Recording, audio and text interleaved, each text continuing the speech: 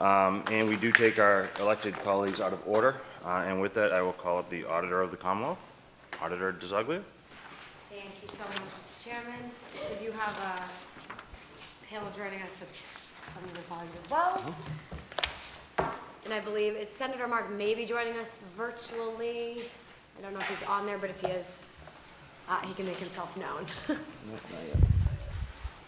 Okay, thank you so much again, Madam Chair, Mr. Chairman, members of the Joint Committee on Revenue. I'm honored to join you today in support of legislation. I have sponsored this session alongside Senator Paul Mark and Representative Shirley Arriaga, House Bill 2567, an act to reform payments in lieu of taxes for state-owned land.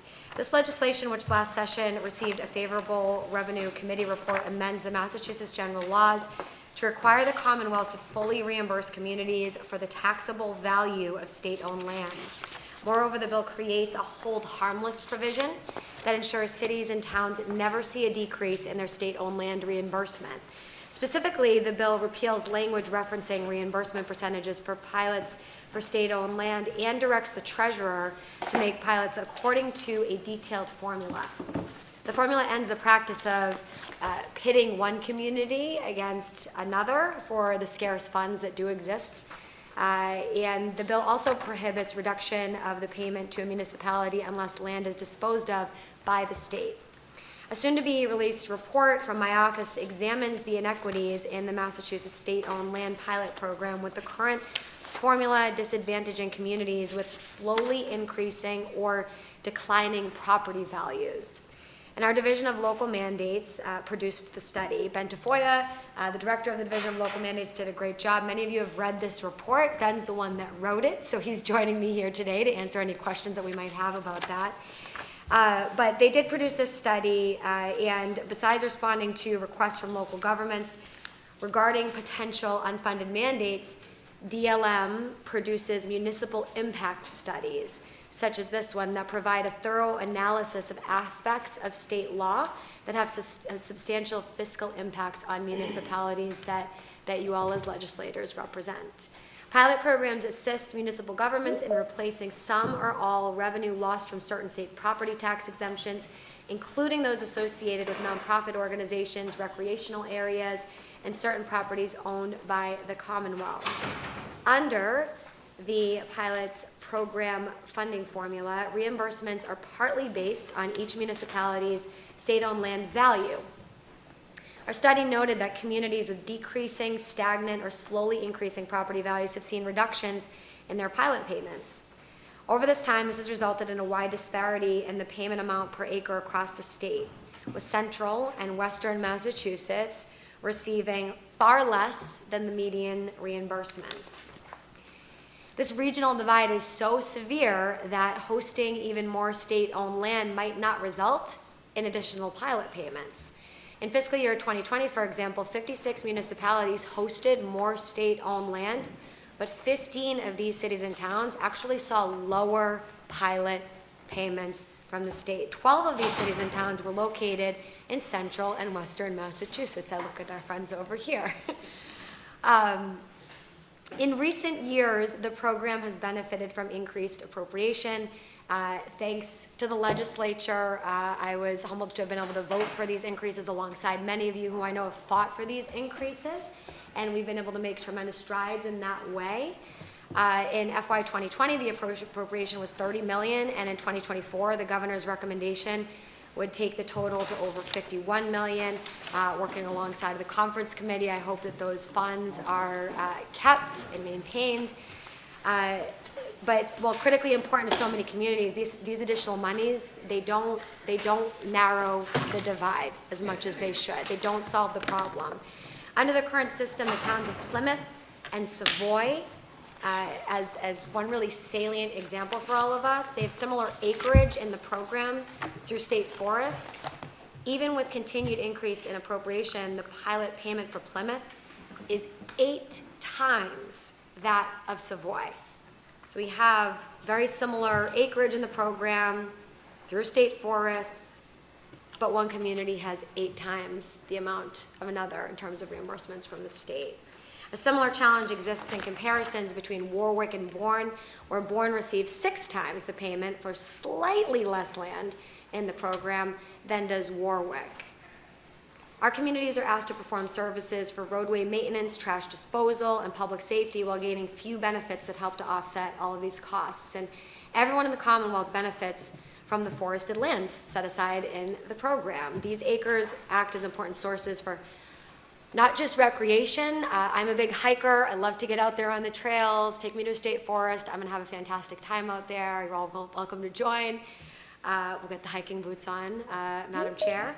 But these acres also act as important sources of carbon reduction here in the state of Massachusetts and will help us meet our climate goals. That's why in our forthcoming report, my office will advocate for an additional payment for those communities that host state forest and wildlife management areas. This proposal will be consistent with the commitment in the state's Clean Energy and Climate Plan 2025 and 2030 to assist communities with a low tax base but a high percentage of state-owned land. It's critical that our cities and towns can trust our Commonwealth regardless of where they are located on the map, where we are located on the map, to ensure regional fairness. The Commonwealth must provide needed financial support to our local governments. Accordingly, I urge this legislation receive a favorable report so that we can take meaningful action to address the inequities that our communities are facing. And I do thank you for your time and consideration. With that, I will pass it on to, is it going to be Ben go next? Representative Arriaga, thank you so much. Good afternoon, Chairman Cusack, Chairwoman Moran, and distinguished members of the committee. I am here to testify on behalf of A2567, an act to reform payments in lieu of taxes for state-owned land. This legislation is crucial when it comes to creating level funding that is needed here in the Commonwealth. As the auditor clearly stated, it's underfunded, and a lot of municipalities across our Commonwealth are not receiving their fair share. I'm here for 3 points. That's level funding.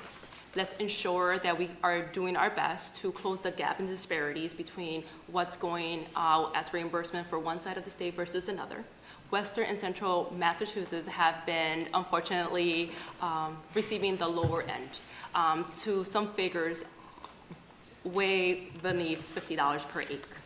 So there's a supplement that we're hopeful that we can entertain and further discuss that will hopefully up the floor level to at least $50 to help these municipalities that need to ensure that transportation routes are clear and accessible for egress, along with all the other requirements that are put on them for maintaining the state-owned land. It's very simple, but we need to ensure that the disparity is closed. So I hope that we can continue this conversation and request a favorable recommendation out of committee. Thank you.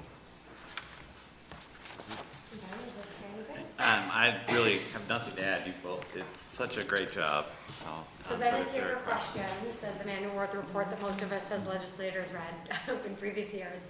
Madam Chair, Mr. Chairman, we do open it up for any questions. Thank you so much. Any comments or questions? Representative Whips?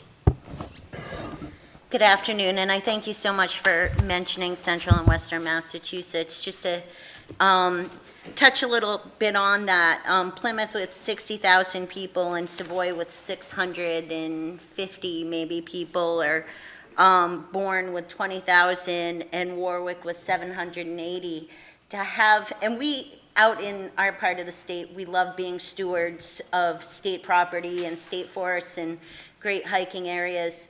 But when you have a town with 800 or 700 people, that's a big burden for them to carry with regards to maintaining their roads and their schools and so many other costs in the town.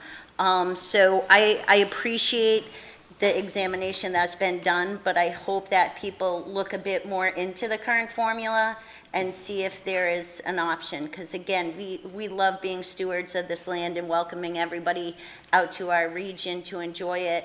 But it cripples our communities that are under 1,000 people with many, many road miles that they have to find ways to maintain, as well as all the other infrastructure projects throughout a town. So I thank you for bringing this, and certainly support my colleagues, Senator Comerford and Representative Blay, I see here, who have been great advocates for looking closer at pilot payments. So I thank you. Yeah, thank you so much, and thank you for, addressing the fact that there are obvious disparities in the population sizes between these communities. That leads to actually a host of inequities in other areas that were identified in the reporting of the Office of the State Auditor in recent years as it pertains to things like transportation funding, for example, is just one big thing that also relies on things like population size to make determinations regarding funding in the formulas that exist. So we need a lot of revamping when it comes to these formulas. I would say across the board, based on the research of this office and obviously the advocacy of legislators like yourself. So I do want to say absolutely thank you for the insight. Thank you for your advocacy on this issue. And certainly we look forward to working with members of the committee on pilot reform in the weeks and months to come. We do again urge a favorable report of this piece of legislation. Thank you. Thank you. Any comments or questions? Seeing none, thank you. Thanks so much.